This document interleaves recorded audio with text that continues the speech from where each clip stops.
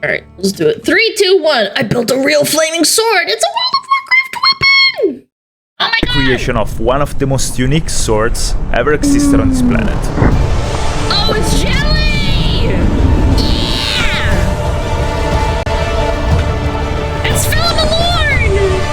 Chat! It's the Legion artifact weapon! And it all started from bread. More specifically, Dutch bread.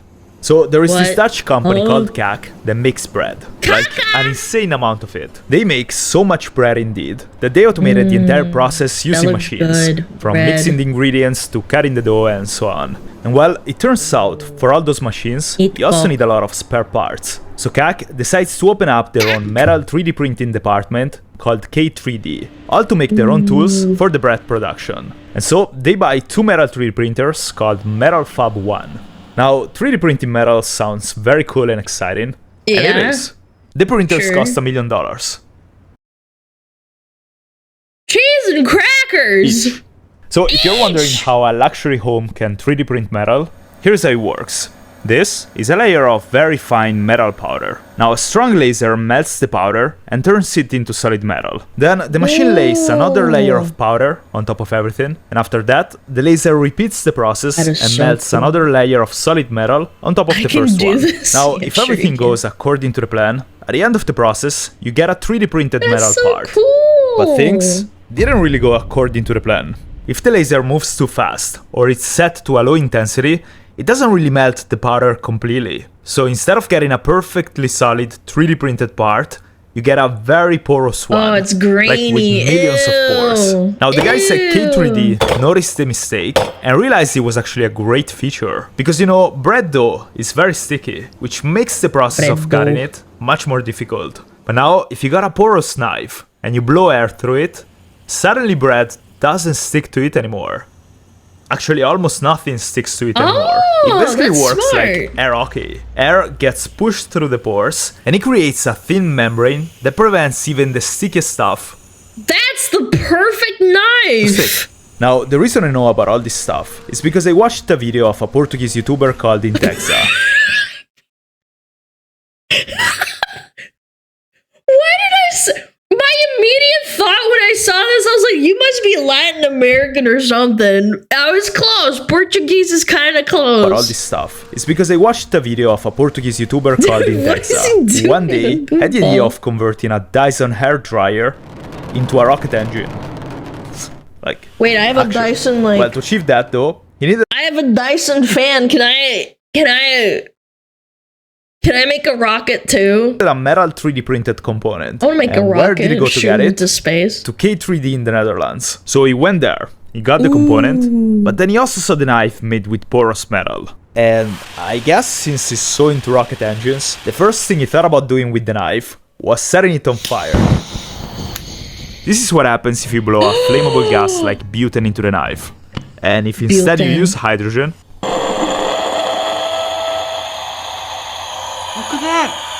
That knife is the second mistake of the story. He's doing this with no safety gear whatsoever, by the way. Like that, the blade melts stuff. It's very hot and very beautiful, and it doesn't turn off unless you turn off the gas source. And when I saw that video... Dude, it's like a WoW video. It's like a WoW item. It's just on fire. I just thought about one thing. Plus 10 fire damage. It's enchanted. That is the third mistake of the story. Now, we gotta find a way to make the sword though. At first, I thought you could just take the knife and simply scale it up, but the porous metal is probably not as tough as the normal steel you would use in a knife or in a sword. And so, scaling the knife up would just mean having something that's way too fragile. So the sword has to be thicker than the knife. The problem is that increasing the thickness also generates another issue. If we could split the knife here and look in this direction, the section will look like this. It's hollow. And that's because the porous metal has a maximum thickness, after which the gas would not be able to flow through it. So since we need to make the sword thicker than the knife, and it also has to be hollow inside so that the gas can flow through This is too much math. you have a lot of empty space with thin walls. And as you can imagine, like that the sword wouldn't be tough at all. So we need something to fill this space that makes the sword strong, but that also allows the gas to easily flow through it. And right now, I have no idea how to do that. I think we can solve this problem with a gyroid. What is a gyroid? So in 3D printing, there's this trick that instead of like 3D printing the part solid, which would be very heavy, you use some kind of hollow geometry to make it strong but not that heavy. This NASA scientist in the 70s invented this weird geometry, which is called a gyroid. And it's basically a minimal surface area geometry, which basically means that you don't really have a lot of material, you have a lot of the strength, and the best part of it is that it allows the gas to flow through. But that sounds great, but like, how do you have a metal 3D printer? Well, I don't have a metal 3D printer, but I do have a Bob. The Bob works at K3D, which, by the way, is the only company in the world That's so cool! that can 3D print He's porous a metal. friend. And when we asked Bob if he Works could print a sword for us, Bob this, but bigger. Okay. he actually agreed to do it. So if we're gonna end up with a freaking functioning flaming sword, we also gotta thank Bob for that. Thanks, Or blame Bob. him if something goes very wrong with it. Anyways, after Intexa finished the 3D model, we sent everything to K3D, where they 3D printed the sword. And here it is. Wow. This looks very unique. There are two types of metal in here. In the handle, there is a non-porous one, because I mean, you don't want it to spit fire, while the rest of the sword is porous metal. Total length is about an arm long, which makes it something between a gladius, the sword the Romans used, and a Viking sword, while the thickness is a little bit more than 70 millimeters. And that's very thick for a sword, but that's because the gyroid had to fit inside the blade. There is also a welding mark here, and that's because the metal 3D printers have limited dimensions for the parts they can print. And so we had to print the sword in two parts, and then weld them together. Lastly, there is also the connector at the end of the handle, in which we connect the gas source. Now, it would probably be wise to test the sword right away, to see if it at least catches on fire, because right now we got— Dude, in 20 years, someone's gonna order this for like a cosplay. They're gonna do like a World of Warcraft or like a fantasy cosplay with like flaming swords like this. Look, that's so cool. They're gonna make a flaming sword. No idea. But my OCD brain needs to fix a few things first. Right now, the sword is not balanced, and it's not comfortable at all. And so, I told the other guys I was gonna make the handle of the sword before the test. Now, I have no idea how to make the handle of a sword, but I'm motivated. So, I'm gonna start with the guard, that usually protects the wielder's hand from an opponent's blade sliding down. But since I don't think I'm gonna find somebody willing to do it to that with me for this video, unless— in this case, the guard is gonna help my hand not get cooked if it accidentally slips on the flaming blade. Your hand. My idea was to cover this entire part of the sword with the guard. The problem is that the sword has a lot of details going on here, so I would have to grind all these shapes into the guard to make it fit, and it would take forever, and surely at least a few tries. Or you can't make anything like a leather hand guard because it's gonna burn your hand and burn off.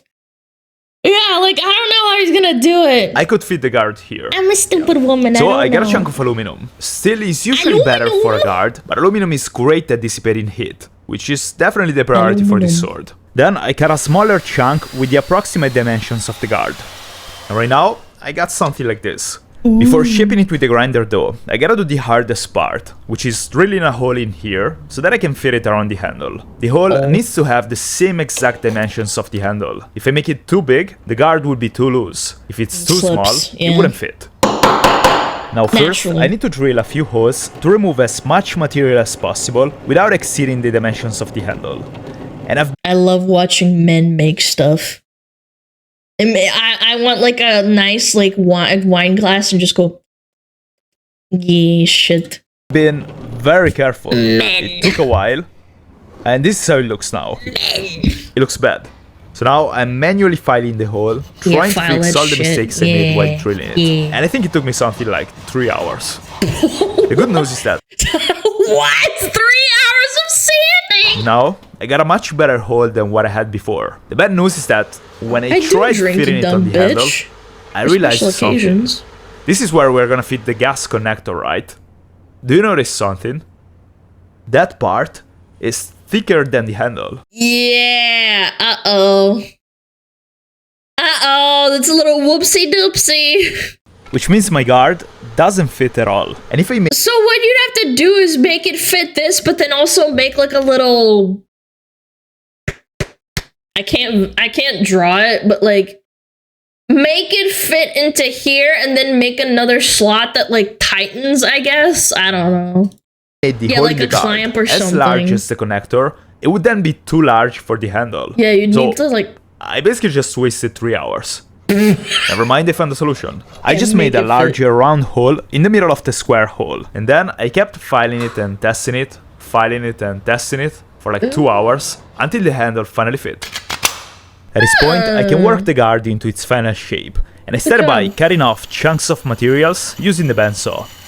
Now I have to round and smoothen the edges, and I'm doing that first using the belt grinder, and then sanding it by hand.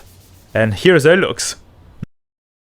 That looks so good! Now, before polishing it, I also need to make the pommel, which is pretty fundamental for the balance of the sword. Ideally, the center of mass in a sword should be pretty close to the hilt, as you see here. And since right now, that's not the case, the extra weight of the pommel would bring the center of mass back. For this reason, I cut another piece of metal, and I basically repeated the same process I used for the guard. I cut out a rough shape using the bandsaw, and then I smoothed the edges with the grinder. And after spending a while sanding the pommel by hand, I polished the guard and the pommel with a buffing machine. And even though I still need to clean them up, I think they look pretty good. Cool. Now, the only thing missing before the test is the grip. My idea to do that is to make a wooden core around the handle and then add soft and grippy materials on top of it. As a reminder, I mean, you need material that doesn't melt. Does it get hot enough? This part is not porous, so the gas would just flow through it without getting hot. Hopefully. Starting with a wooden core. He's not sure. This should be pretty straightforward. I'm just cutting out a piece of wood with the right length, and after that, I'm shaping it with the belt grinder. I'm trying to grind the wooden block down to the same thickness of the guard. This way, they should look nice when they're mounted together. Leather doesn't burn. I am so glad none of you are like scientists or anything. I'm so glad. At this point, I need to make the wooden block fit around the handle. And to do so, I basically repeated what I did with the guard. I drilled a few holes into the wood, and then I filed by hand till I got a hole with the same shape and dimensions of the handle. And it took a little bit of convincing, but after a while, I got a pretty tight fit. I also already drilled a hole into the pommel. This way, I can temporarily place it at the end of the handle. The balance of the sword got much better than before, and this would probably already work as a grip. But to consider it complete, I need twine, glue, and patience. First, I'm wrapping the handle with twine, gluing it every once in a while to keep it in place. Looks good. The handle like this feels much more comfortable already. But to make it even better, I took a piece of leather and I cut a few strips. He's got them leather hands. Look at him, man. Out of it. Then I glued 3 of them on top of the twine based on the position of my fingers on the grip. Now the last step is wrapping everything with leather. And it took me a few attempts to do it, but I made sure to avoid gaps between the leather and the twine. This final wrap keeps everything in place. And so the only reason it doesn't burst into flames is because the gas doesn't flow through because it's not porous. Man, science is neat. Makes the grip even more durable. To finish it up, I added 2 leather strips here. And now I just got them on the pommel. The problem is that I'm not really sure how to fix it here. But then I realized that the hole I made into the pommel is just a little bit smaller than the diameter of the gas connector I'm gonna screw into the handle. This means I can hold the pommel in between the gas connector and the grip. At this point there was a little gap between the But it doesn't look good, pommel and the grip, but I tried to fill that with O-rings and it actually worked pretty well. The pommel squeezes the O-rings against the grip and everything feels very tight and sturdy. And now I just gotta sharpen the blade. As an experiment, I'm trying to polish/sharpen the porous metal using the porous knife as a guinea pig. And this way, it certainly gets sharper, but polishing it also closes the pores. And since we want to have as much gas and as much flames as possible, I'm just gonna sharpen the blade with whetstones. And even though I was a little bit limited by the thickness of the sword, hopefully this edge will be enough to cut stuff. So here we are, 4 months in the making, and the sword is finally ready. Now, before leaving the shop, though, cinematic I also chat. want to give a big thanks to the brand who entirely funded this project, and that's War Thunder. Imagine if someone threw 2,500 tanks, planes, and ships from 10 different nations Another War instead. Thunder ad. I think I've seen like 3 It's this completely week free. already. You can play from mobile, PC, Xbox, PlayStation, whichever you got laying around. I've been playing it a bit and it's very nice. The sound effects and the graphics are all very realistic, and there are a lot of little details. For example, when your tank or plane gets destroyed, the game shows you exactly how it happened with an X-ray view. You see where the shell so you get to see penetrated, people which components were blown affected, heads off, and man. what actually led to the destruction of the vehicle. Also, I like you don't need any fancy equipment. I've been playing it just with a mouse and a keyboard, so True. if I can handle it, you can do it too. So if you're into military history or just love epic battles, his you should definitely give it a try. Plus, with 70 million people playing, you will never run out of action. I'm leaving a link in the description that you can use to sign up. And also, new players or players who haven't played in 6 months will also receive a massive bonus pack on PC or console. Played in 6 months, will also receive... What the fuck is this? What is this? A massive bonus pack on PC or console. The pack includes multiple premium vehicles, 100,000 silver lions, 7 days of premium account, and more. The bonus is also available for just a limited time, so if you're interested in the game, make sure to miss it. Let's test this. So, here we are. It's time to find out if we made a flaming sword or a porous stick of metal. I would be very disappointed if it didn't work right now. Definitely. But yeah, let's try it out. The setup is actually pretty simple. You just connect the sword to a butane tank through a hose, and by opening the tank, butane gas would flow into the sword. Whenever you're ready. Okay. Oh, he's wearing a mask this time. There's that. I don't know, I'd wear gloves probably.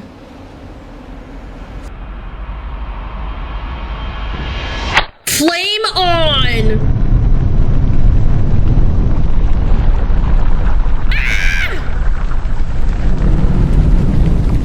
And I think it kinda works. Wow!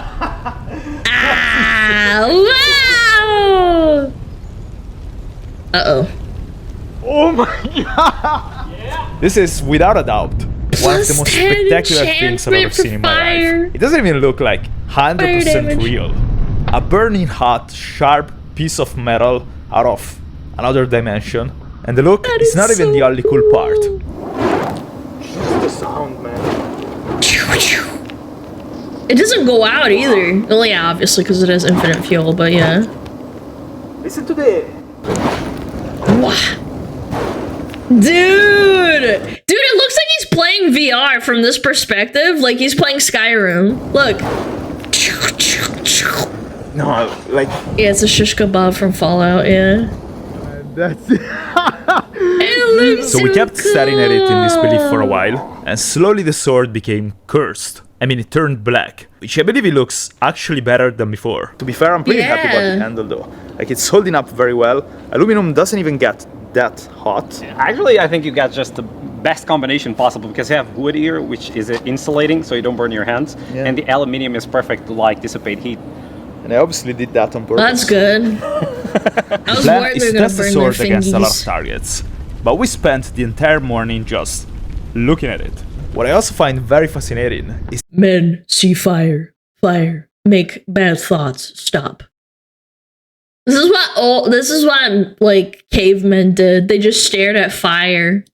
the distortion that the heat leaves behind. It looks so surreal. You can even see the heat in the shadow of the sword when you turn it up and it burns. And when the wind hits the blade, it almost looks electric. Alright, Plus let's 10 test it. First electricity of all, what happens to the damage. targets when you hit them with a flaming sword? And second thing, we want to actually test how tough the porous metal is, because we don't know, it could be fragile, it could be tougher than the normal one. We have no idea. And also, we want to find out how sharp it actually is. These are all the targets we are gonna test. Plus a watermelon that got into a little bit of an accident on the way here. Anyways, we're gonna try to slice all of them, starting from the easiest and ending up with the toughest one. I'm pretty sure it's completely gonna destroy the tomatoes. I'm not so sure about the gelatin guy. I'm not sure about the gelatin guy. I fear about the sword, honestly. But yeah, we're gonna find out. And the first target is the watermelon. Now the sword is pretty thick, and because of that, we weren't sure if he was gonna be able to cut anything at all. But it actually worked. His face! Then, by watching back this super slow motion footage though, we realized that the flame actually disappeared before the impact with a watermelon. Oh, really? And we don't want that. We want big flames. Always. How are we gonna fix that? I have no idea. Dan, in Texas, actually had an idea though. Yeah, basically, when I need a little bit more pressure, I just turn the can upside down and the liquid butane starts pouring out, which gives a much bigger flame. What I advise is for you to keep it as far away from you as you can. Alright. You can Dude, this is why men die faster than women, man. turn it on. Yeah, I'm just gonna tip it upside down. Don't put it to your face, though. That might be bad. Well, then wait for this. Wow! Jeez, it's going now. I'm not sure if you can see that on camera, but that thing is insane. It felt like holding a furnace in my hand. But this trick apparently solved the issue. Yo! Oh, yes! Okay, we found the way. It's freaking hot, but I guess we found the way. It's still going. No. Do you notice how I turned this off and it's still going? Because there's liquid butane inside the pipes, which is still fitting it. So we kind of found a solution, but it's a bit dangerous. So we tried the method with target number 2. No gloves, by the way. Ben.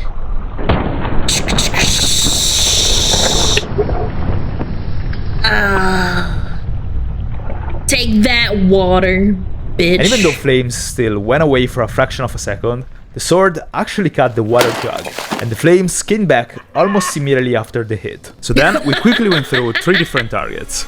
Ananas! Ananas! Tomato. Italians weeping. Yo, you actually clean it? It's clean! Coca-Cola! Yeah, get that Coca-Cola. So now we're gonna move to the fun stuff. You know, ballistic gelatin is actually pretty tough. It should simulate muscle tissue. And as an example, my supersonic chain whip did basically nothing to it. So we were kind of worried the sword was gonna bounce back. But it actually went through it like butter. Like that was clean through. Yeah. No resistance whatsoever. We didn't get this slow motion shot, so I'm gonna try to hear it again. And this time, we definitely got it. Poor gummy bear. Ooh. That was clean, actually. First, chop someone's I head went off. for the head. Nice. Nice. And the next shot, I aimed for the body. The body.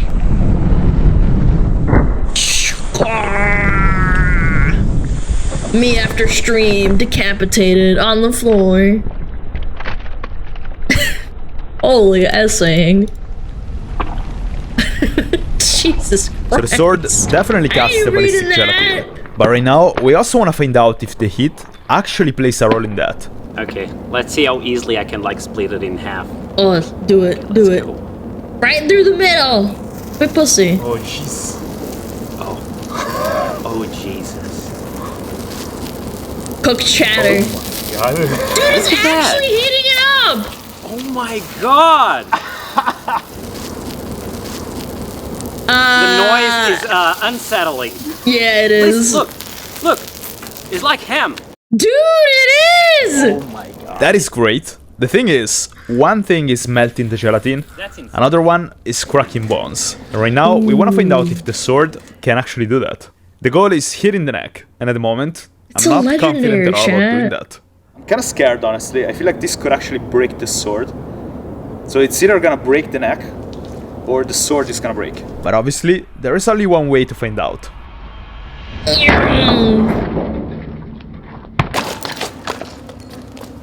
Did it break it?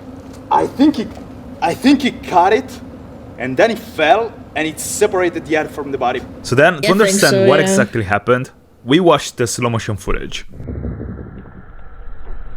Men doing manly things. Chopping people's heads off, chat.